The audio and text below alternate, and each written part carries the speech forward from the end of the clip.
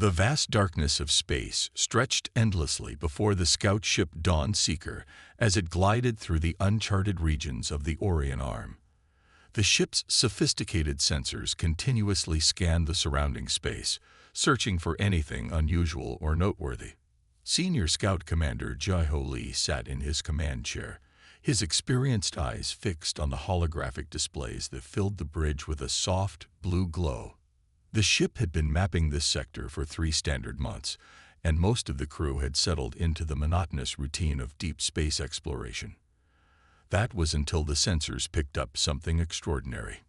"Commander," called out HFY Park from her station, her fingers flying over the control panels.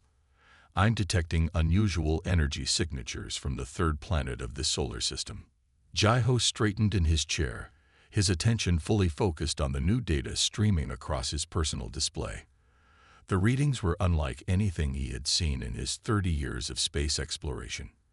The energy patterns pulsed with a rhythm that suggested advanced technological development, but something about them seemed different.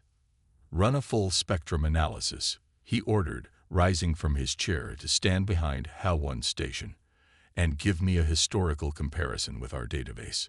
The ship's quantum computers worked quickly, processing the information and displaying the results. HFY's eyes widened as she read through the data.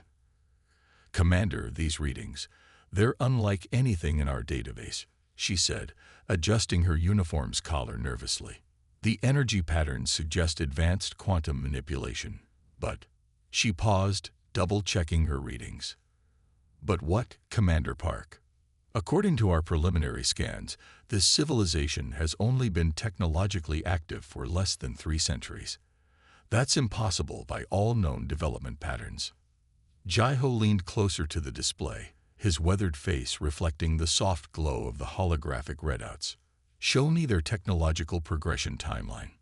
The display shifted, showing a graph that started with primitive steam technology and rapidly accelerated through various technological ages.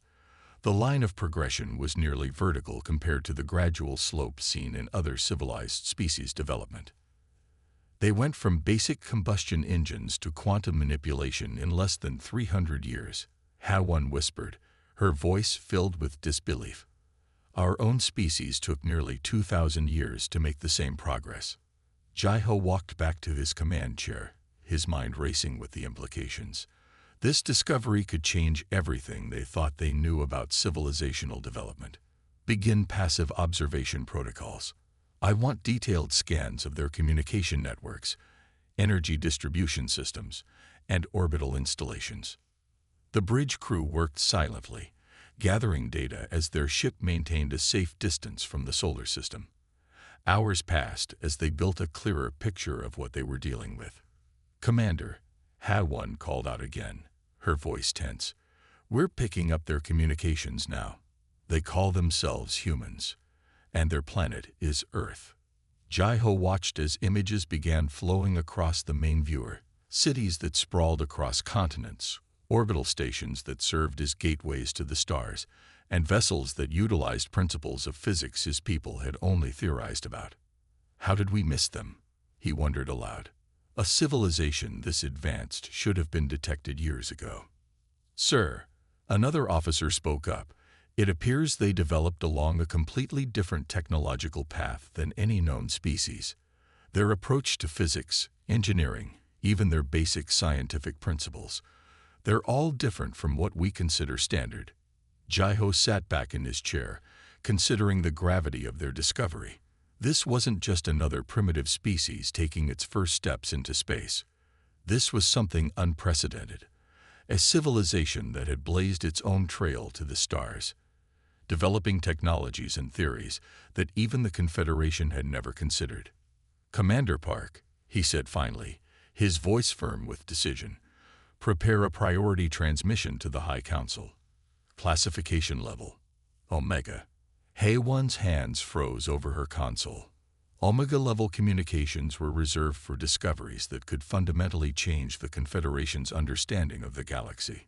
"Yes, sir," she responded, quickly composing the message. "What should I include in the initial report?" Jai-Ho stood again, walking to the main viewport to stare at the distant star that these humans called their sun. Tell them we've discovered something unprecedented, a species that rewrites everything we thought we knew about technological development. And add a personal note.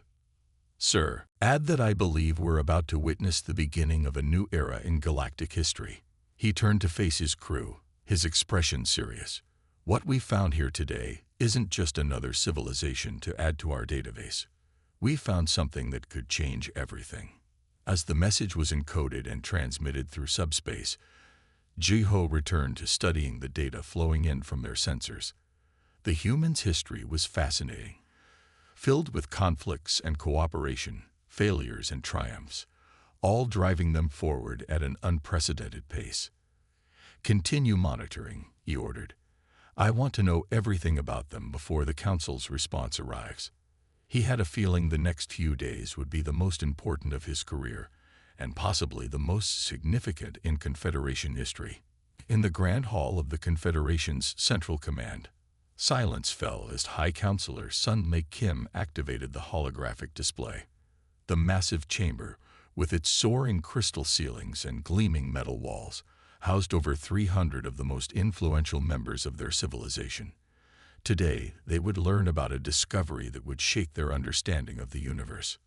Sun Mi took a deep breath, her traditional ceremonial robes catching the light as she moved. The data from scout ship Dawn Seeker had arrived 3 days ago, and she had spent every moment since then preparing for this presentation. Honored members of the diplomatic corps, she began, her voice carrying clearly through the chamber. What I am about to share will challenge everything we believe about technological and social evolution. She gestured, and the hologram displayed an image of Earth spinning slowly in space. These humans have achieved what took us millennia in mere centuries. Their approach to technology defies our understanding. The image changed, showing a rapid progression of human technological achievements. They went from primitive wheeled vehicles to faster-than-light travel in just 300 years. Murmurs of disbelief rippled through the assembled crowd. A senior diplomat raised his hand. High Counselor, with respect, such progression is impossible. No species can maintain stability through such rapid advancement. Young Ho Kang, the Confederation's chief xenobiologist, stepped forward from his position near the platform. His research team had been analyzing the human data nonstop since its arrival. That's what makes them truly remarkable, he said, taking his place beside Sun Mei. Their emotional responses are highly volatile, yet they maintain complex social structures. They smile when nervous, laugh when uncomfortable, and somehow function effectively despite constant internal conflicts. A hologram shifted to show scenes from human daily life, their cities, their interactions, their celebrations, and conflicts. Young Ho continued, they thrive on challenge and adversity. Where our society seeks harmony and consensus, they embrace debate and competition. It drives their innovation. An older council member stood up, her face showing concern. Are they dangerous? Should we be preparing our defense forces? Sun Mai raised her hand for silence. We've observed no immediate hostile intent. However, their military capabilities are significant. She nodded to her assistant, who changed the display to show human military formations. They maintain armed forces even in peacetime, constantly innovating their defensive and offensive capabilities. But why? Someone called out. Why maintain such forces without an external threat? Young Ho stepped forward again. Their history is marked by internal conflicts. These experiences have shaped their development, pushing them to advance faster than any species we've encountered. They prepare for threats that don't yet exist, innovate solutions to problems they haven't faced, and constantly push the boundaries of their understanding. The hologram showed scenes from human entertainment, their movies, games, and simulations.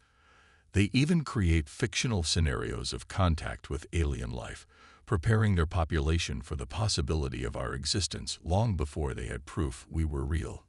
Sun Mi took control of the presentation again. We have two choices before us. We can attempt to isolate them, to contain their influence until we better understand them. She paused, looking around the chamber. Or we can initiate contact, establishing diplomatic relations with a species that might completely transform our understanding of civilization itself. The chamber erupted in discussion, hundreds of voices arguing for both approaches. Sun Mai waited patiently until the noise subsided. Consider this. They achieved quantum manipulation through a completely different theoretical framework than ours. Their mathematics, their physics, their very understanding of reality took a path we never imagined possible. Young Ho added, their social structures alone defy our models. They maintain global cooperation despite intense local competition. They argue constantly yet unite instantly against external threats. They're technically advanced enough to destroy themselves 100 times over. Yet they persist and thrive. A young diplomat near the front spoke up. How do they manage their emotions, their conflicts, their differences? They don't, Young Ho replied with a slight smile. They embrace them. Where we seek to eliminate conflict, they channel it. Where we work to suppress emotional responses, they express them freely. It's chaotic, messy, and incredibly effective. Sun Mai raised her hand, commanding attention once more. The decision before us is clear. We must prepare for contact, not because we choose to, but because they will find us eventually. And when they do, we must be ready to meet them as equals, not as confused observers. She gestured one final time, and the hologram showed the Earth again, this time with its many satellites, space stations, and ships in orbit. They are coming to the stars, whether we're ready or not. The only question is whether we will help shape their path or watch from the shadows as they reshape our galaxy. The chamber fell silent as the implications sank in. Centuries of diplomatic protocols and first contact procedures would need to be rewritten. Everything they thought they knew about civilizational development would need to be reconsidered. Sun Mi looked out over the assembled diplomats, her voice firm with conviction. We stand at a crossroads. The humans are coming, and they will change everything. The majestic Confederation flagship, Eternal Dawn, hung in space like a silver arrow, its massive form dwarfing the patrol ships around it. Fleet Admiral Du Yun Choi stood on the bridge, his hands clasped behind his back as he watched the approaching human vessels on the main display. What had started as a routine patrol exercise had turned into something far more significant. Admiral, the Earth ships are maintaining their course, reported Kim My-yang from her tactical station. They're requesting direct communication. Du Yun nodded slowly. This was the first time their fleet had encountered human military vessels, and tension filled the bridge. Despite the diplomatic corps' decision to establish peaceful contact, no one quite knew what to expect from these unpredictable beings. Open a channel, he ordered, straightening his uniform. The holographic display flickered to life, showing the face of a human commander. Confederation vessel, this is Captain Sarah Chen of the Earth Defense Force. You've entered a restricted training zone. Please acknowledge and state your intentions. Du Yun was about to respond when his sensor officer called out in alarm. Admiral, multiple small craft launching from the human vessels. The tactical display lit up as dozens of smaller ships poured out of the human vessels like angry insects from a disturbed nest. The formations they took were unlike anything in Confederation tactical databases. They're ships, Kyung Mai reported, her fingers dancing over her console. They're using principles we never considered. They're inertial dampeners alone. She paused, staring at her readings in disbelief. Du Yun raised his hand, silencing her. What happened next would become legendary in Confederation military history. The human ships began a series of maneuvers that the Confederation's tactical computers initially labeled as suicidal. They wove between each other in complex patterns, accelerating and decelerating at rates that should have turned their crews to paste, even with advanced inertial dampening. Impossible, whispered someone on the bridge. The human vessels were performing turns that violated what the Confederation had always believed were the fundamental limits of space combat. Sir, Kyung-Mai called out, her voice tense. They're not just showing off. These are combat maneuvers we've never seen before. Their entire approach to space warfare is different. Du-Yun watched as the smaller human ships demonstrated their capabilities. Where Confederation doctrine relied on large, powerful vessels supported by smaller craft, the humans had developed a doctrine based on swarm tactics and unpredictable movement patterns. Their acceleration curves are all wrong, the engineering officer reported. They're using some kind of localized space-time manipulation to reduce their effective mass during maneuvers. A flash of light drew everyone's attention. One of the human fighters had just pulled off a maneuver that involved what appeared to be a controlled micro-jump through space, appearing behind one of the Confederation patrol ships in a position that would have been a perfect firing solution in actual combat. "Send word to command," Du-Yun ordered, his voice grave. "We severely underestimated them." He watched as more human ships demonstrated similar capabilities. Their technology isn't just different. It's evolved along paths we never even considered possible. The bridge crew worked in stunned silence as they recorded everything they saw. The humans had taken principles of physics that the Confederation used for long-range travel and adapted them for close-range combat maneuvers. It was brilliant, unconventional, and terrifying. "Admiral," Kyung-Mai said softly, "their weapons systems, they're not just defensive. These ships are designed for full combat operations." Du-Yun nodded. The implications were clear. While the Confederation had spent centuries developing defensive technologies and focusing on peaceful expansion, humanity had continued to prepare for war. Not out of aggression, but out of what seemed to be an ingrained survival instinct. "Sir, Captain Chen is requesting a response to her earlier communication," the communications officer reminded him. Du-Yun straightened his uniform again. "Tell them we apologize for the intrusion and will withdraw to the agreed-upon boundaries." He paused, then added, "and convey our appreciation for the demonstration of their capabilities." As the Confederation fleet began its withdrawal, Du-Yun couldn't help but feel a mix of concern and admiration. The humans hadn't just matched Confederation technology. They'd taken it in directions no one had imagined possible. "Log this in the secure database," he ordered. "Priority level maximum." The humans aren't just technological equals. They're innovators in ways we never expected. Their ships, their tactics, their entire approach to space warfare. He shook his head. "We need to rethink everything we thought we knew about combat in space." The Eternal Dawn turned gracefully, preparing to leave the area. Behind them, the human ships reformed into their original formation, their capabilities now clearly demonstrated without a single aggressive action. "One more thing," Du-Yun added. "Make a note in the report.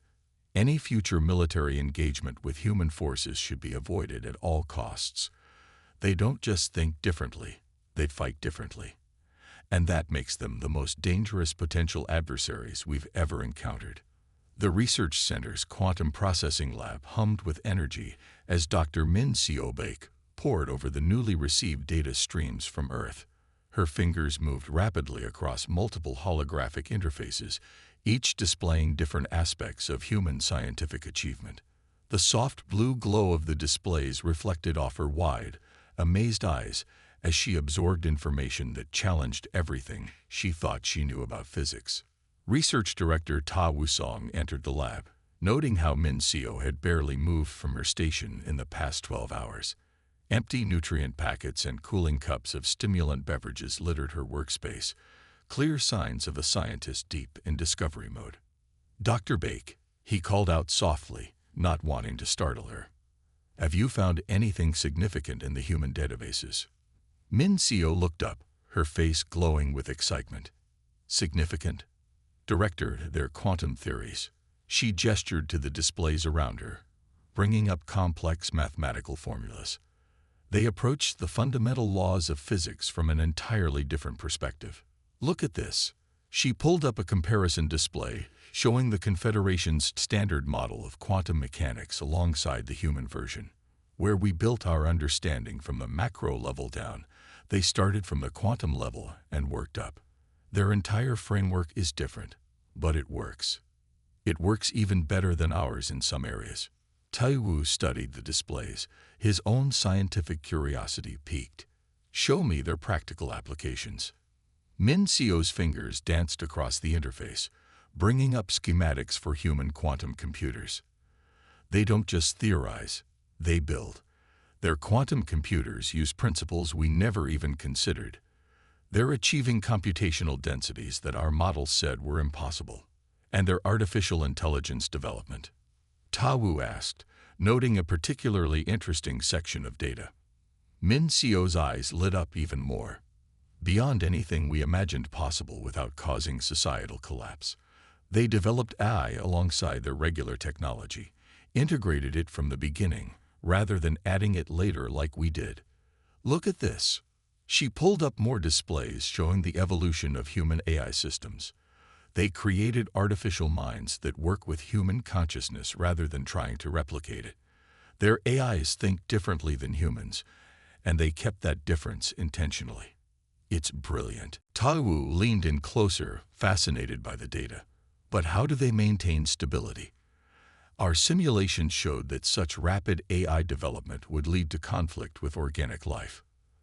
That's the most amazing part, Min Sio said, bringing up social impact studies. They embraced the differences. They created ethical frameworks and development guidelines that account for both organic and artificial intelligence. Their AIs aren't trying to be human. They're trying to be partners to humans. She showed him footage of human AI interactions in various settings: medical facilities, research labs, space stations. See how natural it is. They've achieved true symbiosis. The AIs handle complex calculations and data processing, while humans provide intuition and creative thinking. Remarkable, Tawu muttered, watching a human doctor work seamlessly with an AI diagnostic system. And their quantum field manipulation. Min Sio pulled up another set of diagrams. They've developed applications we never even dreamed of. Their understanding of quantum entanglement alone. She paused, collecting her thoughts. Director, they're not just doing things differently. They're doing things we thought were impossible. She showed him a simulation of a human quantum drive system. See how they use quantum tunneling effects to enhance their propulsion. We always thought that would tear a ship apart, but they found a way to stabilize it. Their ships can achieve faster acceleration and tighter maneuvers because they're not fighting physics. They're working with it in ways we never considered. Tawu watched the simulation run several times, his mind racing with the implications. How much of this can we adapt to our own technology? That's just it, Min Sio said, her voice filled with excitement and frustration. We can't just copy their methods. Our entire technological foundation is different. We'd need to rebuild from the ground up to fully utilize their approaches. She stood up, stretching for the first time in hours. But Director, imagine what we could create if we combined our knowledge with theirs.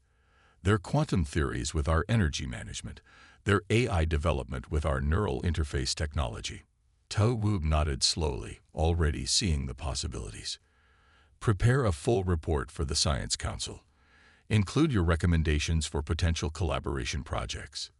He paused, looking at the displays again. And Dr. Bake.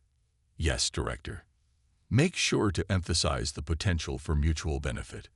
These humans, they might be exactly what our scientific community needs, a completely fresh perspective on the universe itself.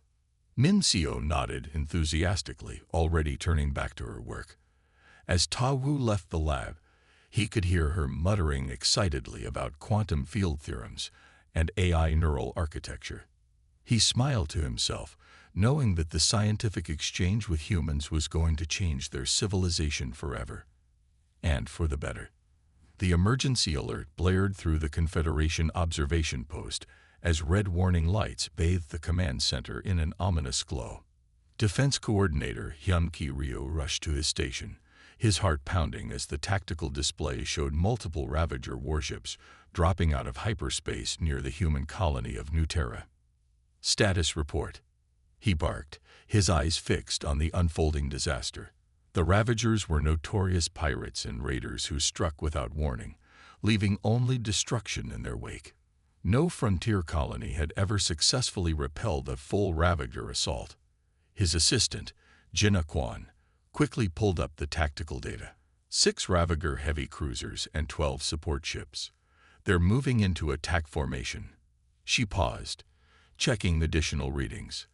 The colony only has 3 military vessels in orbit. Hyun-Ki felt his stomach sink. The human colony of New Terra, with its population of 30,000, seemed destined to become another tragic statistic in the Ravager's bloody history. As a neutral observer, he could only watch and record. But what happened next changed everything. He thought he knew about human capabilities. Instead of panic, the colonial defense forces responded with startling speed and coordination. Civilian ships began moving in patterns that made no sense, until Jinnah gasped in realization. They're using their civilian ships as decoys, she observed, leaning forward to study the tactical display. And those mining vessels, they turned them into weapon platforms. Hyun-Ki watched in amazement as cargo ships and mining vessels, which should have been fleeing, instead moved to engage the Ravager fleet. The colonial defenders had somehow modified their industrial mining lasers into makeshift weapons. Impossible, he muttered as a mining barge unleashed a devastating beam that sliced through a Ravager ship's shields. Those are industrial cutting lasers. They shouldn't be able to penetrate military-grade shielding. The humans, Jinnah explained, her fingers flying over her console. They've modified the laser frequencies. They're using the mining beam's precision cutting capabilities to target specific shield harmonics. The space around New Terra erupted into chaos as the Ravagers found themselves facing an enemy unlike any they'd encountered before. Civilian transport ships performed complex evasive maneuvers that seemed suicidal, drawing Ravager fire while the converted mining vessels struck from unexpected angles. "Look at their coordination," Hyun-Ki said, unable to hide his admiration. "Every civilian vessel is working in perfect concert with their military ships. This isn't a desperate last stand. It's a prepared strategy." The 3 human military vessels moved in ways that defied conventional space combat doctrine, using the civilian ships' movements to mask their approach. When they struck, they hit with devastating precision, their weapons perfectly timed with the mining vessels' attacks. "Sir," Jinnah called out, "the colony's surface defenses are powering up. But these readings, these aren't normal defensive installations." The tactical display showed new energy signatures emerging from what had appeared to be ordinary structures around the colony. Agricultural silos revealed themselves to be missile launchers. Communication arrays transformed into energy weapon platforms. They built their entire colony as one massive defensive system.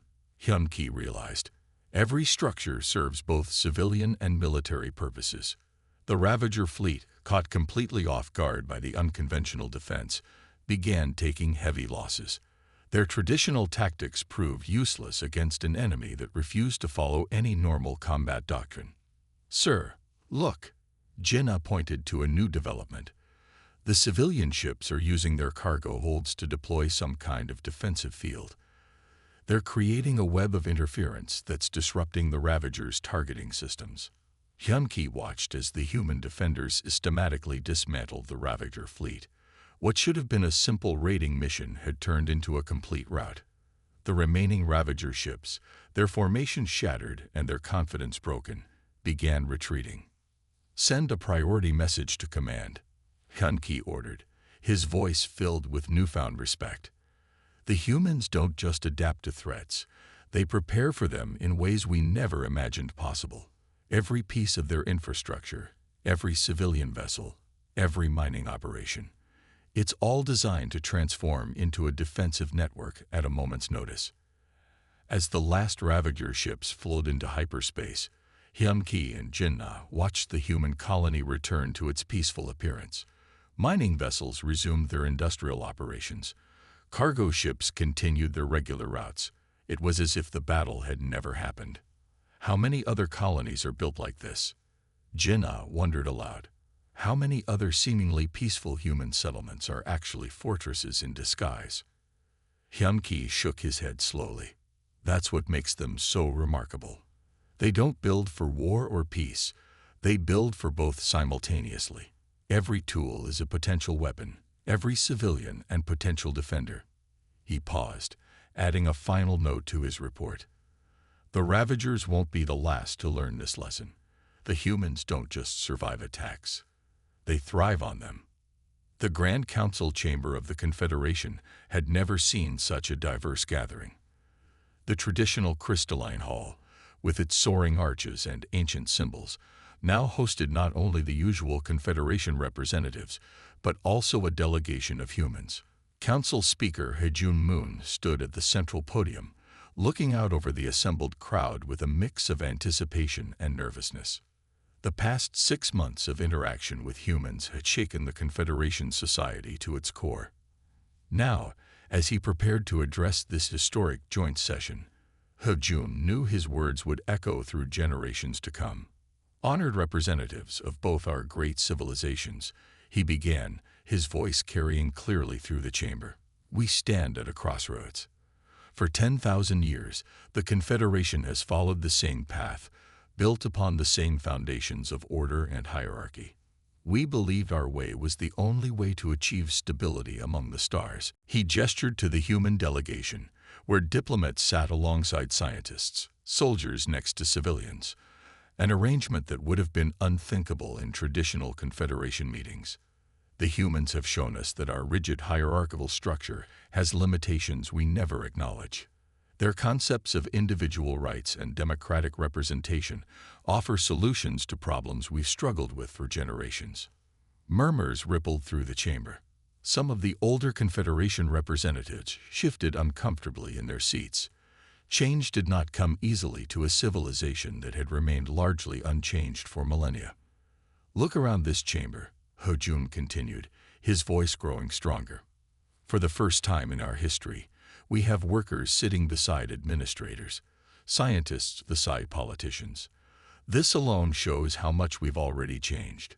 He activated the chamber's holographic system, displaying scenes from various human colonies and cities. Their society thrives not despite its differences, but because of them. They've shown us that debate isn't a sign of weakness. It's a source of strength. That disagreement doesn't lead to chaos. It leads to innovation. A senior Confederation minister stood up, his elaborate robes marking his high rank. Speaker Moon, with respect, how can we be certain their system won't lead to instability? Our hierarchy has maintained peace for thousands of years. Hejun nodded, having expected this question. Consider the Ravager attack on New Terra. Their colony survived not because of rigid command structures, but because every citizen had the freedom to innovate, to adapt, to make decisions. Their strength comes from empowering individuals, not controlling them. He brought up new images, showing human scientific achievements, their rapid technological advancement, their artistic expressions. In just 6 months of cultural exchange, we've seen more scientific progress than in the previous century. Why? Because we've allowed our researchers to collaborate freely, to question established theories, to think independently. The chamber fell silent as he continued. But perhaps most importantly, they've shown us something we have forgotten: the power of hope. Their society looks forward, not back. They don't just preserve knowledge, they actively seek new understanding. Hejun moved away from the podium, walking closer to the assembled representatives. Change is coming, whether we embrace it or not. The question isn't whether we should change, it's how we will adapt to a galaxy that's already changing around us. He gestured to a young human scientist sitting among the Confederation delegates. Already, our younger generations are forming connections, sharing ideas, breaking down the barriers we thought were essential. They're creating something new, not purely human, not purely Confederation, but a blend of both. And what of our traditions? Another minister called out. Our cultural heritage. We preserve what works. Hejun responded firmly. We keep the wisdom of our past while embracing new possibilities. The humans don't ask us to abandon our history. They ask us to build upon it. He returned to the podium, his voice now filled with passion. Think of what we can achieve together. Their creativity with our stability. Their innovation with our experience. Their adaptability with our patience. We stand at the beginning of a new era, one where both our civilizations can grow stronger together.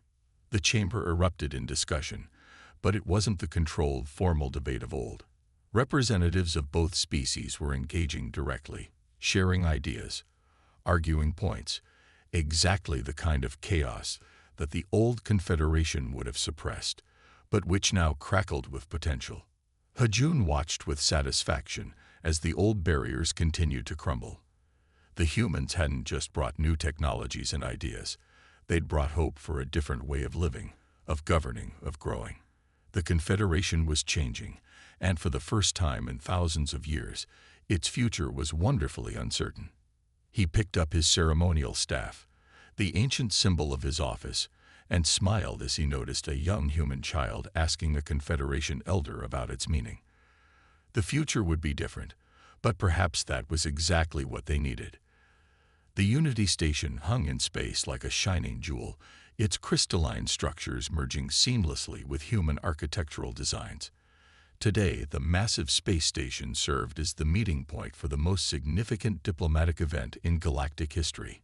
Billions of beings across two civilizations watched their screens and holoprojectors, waiting for the ceremony to begin. Supreme Counselor Su Jin-yoon stood in the grand ceremonial hall, her traditional robes modified with subtle human design elements, a symbol of the changes sweeping through both societies. Beside her, the human representatives wore their own ceremonial clothes, creating this striking visual blend of both cultures. Today marks not just an alliance between our peoples. Su Jin's voice rang out across the hall and to the countless viewers, but the beginning of a new era in galactic civilization. The humans have taught us that difference breeds strength and adaptability ensures survival. High above in the observation deck, Scout Commander Jae-ho Lee watched the proceedings with his longtime second-in-command, Ha-won Park. It seemed like yesterday when they had first detected those strange energy signatures from Earth, though nearly 2 years had passed.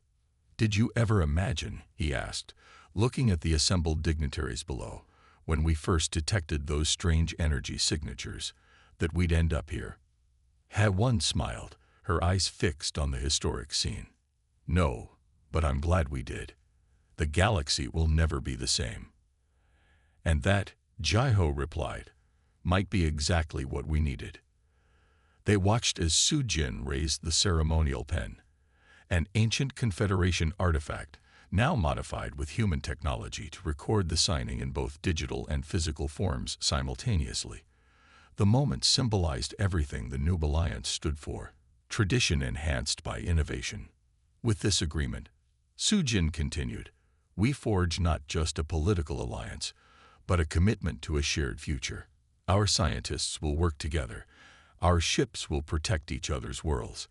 Our cultures will grow together while maintaining their unique identities." In another part of the observation deck, Dr. Min Seo-beik stood with her human counterpart, watching their leaders formalize the scientific cooperation they'd already begun. Their joint research had already yielded breakthroughs that neither civilization could have achieved alone. Fleet Admiral Du Yun Choi, standing with his own human counterpart, nodded in approval as the military cooperation clauses were signed. The combined fleet exercises had proven that their different approaches to space combat made them stronger together than apart. The ceremony continued as representatives from both civilizations stepped forward to sign different sections of the agreement. Each signature represented months of careful negotiation, cultural exchange, and mutual learning. "Let this day be remembered," Su Jin proclaimed, "not as the day we became one, but as the day we learned to celebrate our differences. The humans have shown us that unity doesn't require uniformity." In their corner of the observation deck, Jae-ho and Ha-won watched as history unfolded below them. "Remember how worried everyone was when we first made contact?" Ha-won asked. smiling at the memory. Jai-Ho nodded. They thought the humans would bring chaos to our ordered society. He gestured at the ceremony below. Instead, they brought something better. They'd brought change we didn't know we needed. The final signatures were being added now. The agreement would establish joint colonies, shared research facilities, combined defense fleets, and open cultural exchange. But more than that, it represented a fundamental shift in how both civilizations viewed the galaxy and their place in it. To the future, Sujin's voice rang out one final time, not just for our peoples, but for all who will join us among the stars. The chamber erupted in applause, not the formal, measured applause of old Confederation ceremonies, but a spontaneous expression of joy that would have been unthinkable 2 years ago. Up in their quiet corner, Jai-Ho turned to Hao-Won. You know, when we first found them, I thought we'd be teaching them about the galaxy. Instead, they taught us about ourselves. Hao-Won nodded, watching as the formal ceremony below transformed into a celebration. They showed us that there's always another way to see things, always another path to try. The Unity Station's lights sparkled against the backdrop of space, visible through the massive observation windows. Somewhere out there, countless other civilizations waited to be discovered. But now, thanks to the humans, the Confederation would meet them with new eyes and an open mind. To the future, Jai-Ho said quietly, echoing Sujin's words. To the future, Hao-Won agreed, whatever it brings. Below them, the celebration continued, marking not an ending, but a beginning, the start of something new in the vast expanse of space. The galaxy was changing, and for once, change didn't seem scary at all.